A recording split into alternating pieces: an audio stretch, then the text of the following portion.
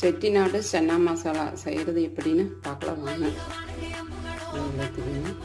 வெங்காயம் வெங்காயம் கண்ணாடி பழத்துக்கு வந்தோன்னே தக்காளி போட்டுக்கணும். இஞ்சி பூண்டு பேஸ்ட் ஒரு ஸ்பூன், கரம் மசாலா தூள் ஒரு ஸ்பூன், மிளகாய் தூள் 1 ஸ்பூன், மஞ்சள்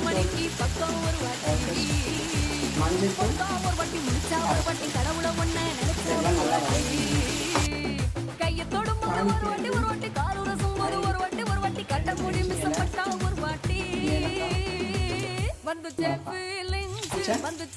மசாலாவை